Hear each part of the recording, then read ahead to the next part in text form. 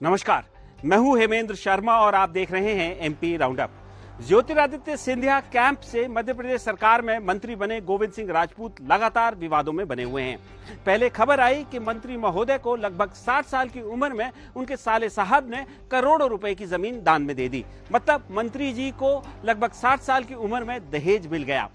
Opposition Congress party ने आरोप लगाया है कि मंत्री जी ने अपनी काली कमाई को सफेद करने के लिए ये रास्ता इख्तियार किया है। आपको याद दिला दें कि गोविंद सिंह राजपूत पहले कांग्रेस की सरकार में भी ट्रांसपोर्ट और रेवेन्यू मिनिस्टर थे और पाला बदलने के बाद अब शिवराज सिंह चौहान की सरकार में भी ट्रांसपोर्ट और रेवेन्यू मिनिस्टर ही हैं। मतलब गोविंद सिंह राजपूत को जमीनों से अच्छा खासा प्यार है और अब जो खबर आ रही है वो भी उनकी जमीनों से प्यार से संबंधित ही है। गोविंद सिंह राजपूत ने सागर में किला कोठी और एक स्कूल बनाया है और जिस जमीन पर यह स्कूल और किला कोठी बनाई गई है वो एक मान सिंह पटेल नामक व्यक्ति की है। मान सिंह पटेल ने 13 मई 2016 को पुलिस में कंप्लेंट कराई कि गोविंद सिंह राजपूत उनकी जमीन को हड़पने की कोशिश कर रहे हैं, कागजों में हेराफेरी की गई है और उनसे उनकी जान के लिए खतरा भी है।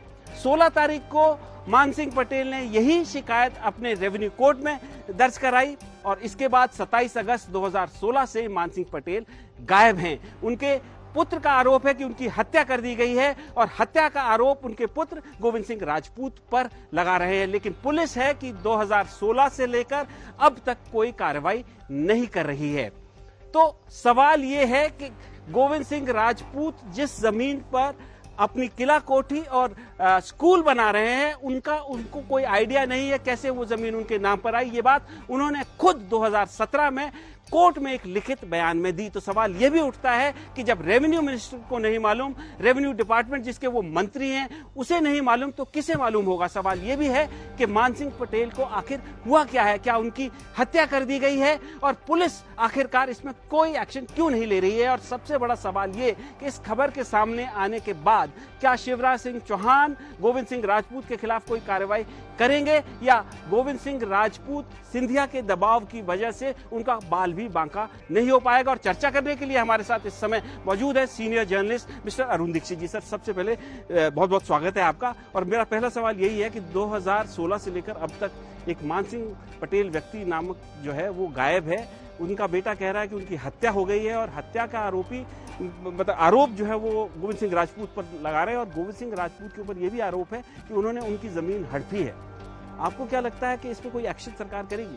ये बहुत गंभीर मामला है। देखिए, किसी व्यक्ति की जमीन अपने आप किसी और के नाम चली जाए और वो ये व्यक्ति जिसके नाम गई हो वो ये कहे कि मुझे नहीं मालूम कि जमीन मेरे नाम कैसे चढ़ गई। ये कोर्ट में कहा है सर? हाँ, कोर्ट में कहा। और वो व्यक्ति छोटा मोटा आदमी नहीं है। जिस वक्त ये बात कह रहा था उस वक्त वो विपक्ष में रहा होगा, लेकिन 2018 के बाद वो रेवेन्यू मिनिस्टर है और सरकार बदली उसके बाद भी है। तो सबसे बड़ी बात यह है कि आज की तारीख में सबसे पहले अगर देखें तो एक आदमी गायब है 6 साल से।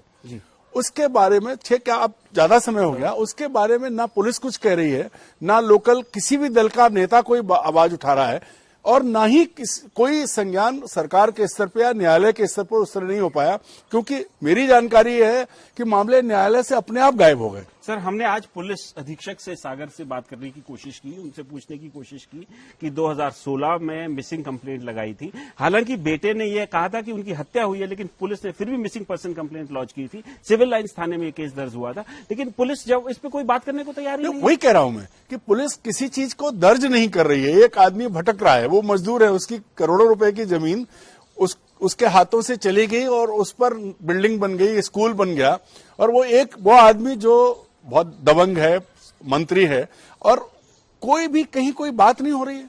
सर, ये सवाल ये भी है, जैसे उन्होंने कोर्ट में 2017 में कहा कि मुझे नहीं मालूम कि कैसे मेरे नाम से ये जमीन चढ़ गई। तो सवाल ये है कि अगर आपको नहीं मालूम तो आपकी उस जमीन पर आपका स्कूल और कोठी कैसे बनी? मैं वही कहने वाला था। आप बहुत पुराने निर्वाचित प्रतिनिधि हैं, विधायक हैं, पढ़े लिखे हैं। अगर किसी गरीब आदमी की जमीन आपके नाम पर आ गई थी तो नैतिक जिम्मेदारी आपकी ये थी कि आप उसकी जमीन उसको वापस करवाते।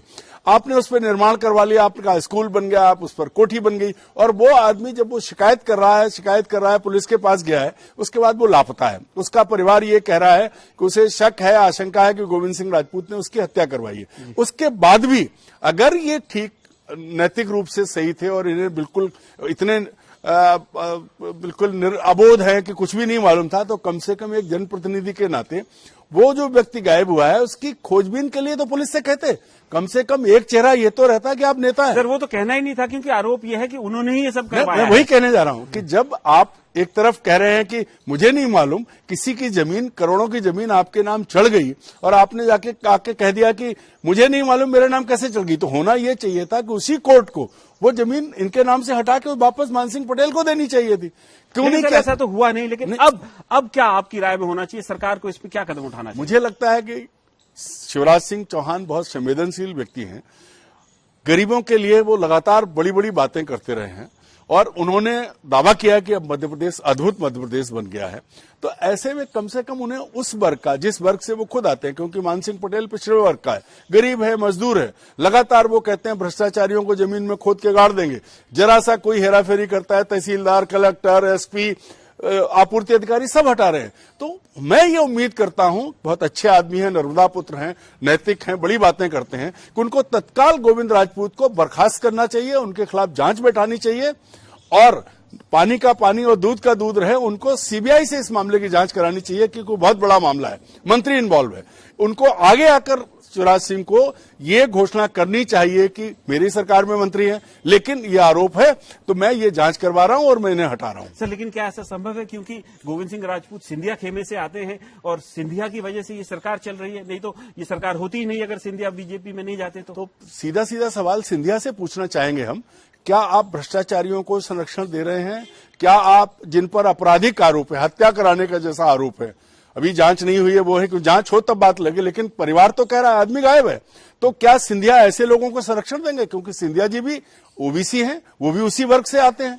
सर लेकिन जिस मंत्री को 60 की उम्र में करोड़ों रुपए का दहेज मिल रहा है, उनको तो संरक्षण दे ही रहे सिंधिया। ये तो साफ है, क्योंकि उस मुद्दे पर भी मंत्री ने कुछ नहीं कहा कि कैसे उनके साले की, जिनकी हैसियत नहीं है कि वो इतना बड़ा दहेज दे सके, वो दिया गया। मंत्री का कोई बयान नहीं आया, बाद में कह रहे हैं मेरी इमेज खराब करने को, एक राजनीतिक बयान है। अब ये सबसे बड़ी बात है कि अगर तहसीलदार कोर्ट में जाके वो ये कहते हैं कि मुझे नहीं पता कि जमीन मेरे नाम कैसे आ गई, तो उनको उसी में ये भी कहना चाहिए था कि ये जमीन वापस उसकी कर दो। वो नहीं हुई, उस पर बिल्डिंग बन गई, उस पर इमारतें तन गई, उसके बाद लगातार वो आदमी गायब हो गया शिकायत करने वाला। और मुझे तो ये पता लगा कि एक मुकदमा गया था, वो भी मुकदमा अपने आप कब बंद हो गया, कहां चला गया, नहीं पता है। ऐसे में सबसे जिम्मेदारी सबसे बड़ी हमारे मुख्यमंत्री जी की ये है, क्योंकि उनको आगे आकर, क्योंकि वो लगातार भ्रष्टाचार के खिलाफ बात कर रहे हैं और जिस तरह से वो भूमिका इन दोनों निभा रहे हैं, मैं उनका बड़ा प्रशंसक हूं, इसलिए कि उन्होंने मंच से कलेक्टर हटाया, तो एक मंत्री भी मंच से हटाएं, ताकि एक मैसेज जाए, संदेश जाए जनता में कि अगर कोई भ्रष्ट, अगर कोई आरोपी, अपराधी प्रवृत्ति का आदमी ऊंचे पद पर भी पहुंच गया है तो उसे छोड़ा नहीं जाएगा। ऐसा शिवराज सिंह को करना चाहिए। देखते हैं ऐसा शिवराज सिंह चौहान करते हैं या नहीं, लेकिन एक बात तो स्पष्ट है कि गोविंद सिंह राजपूत ने तहसीलदार कोर्ट में लिखित बयान में कहा कि उन्हें नहीं मालूम कि उनके नाम से ये जमीन कैसे हो गई। नहीं मालूम तो ठीक है, लेकिन उसके बावजूद वहां पर उनका होटल, उनकी स्कूल की बिल्डिंग बन गई। और अब जब ये मामला सामने आया है तो गोविंद सिंह राजपूत और पुलिस दोनों ही चुप्पी बनाए हुए हैं। आने वाले दिनों में देखना होगा कि क्या शिवराज सिंह चौहान इनके खिलाफ कोई कदम उठाते हैं या नहीं उठाते हैं। एमपी राउंडअप में आज सिर्फ इतना ही, कल फिर मुलाकात होगी, तब तक के लिए थैंक यू, गुड बाय।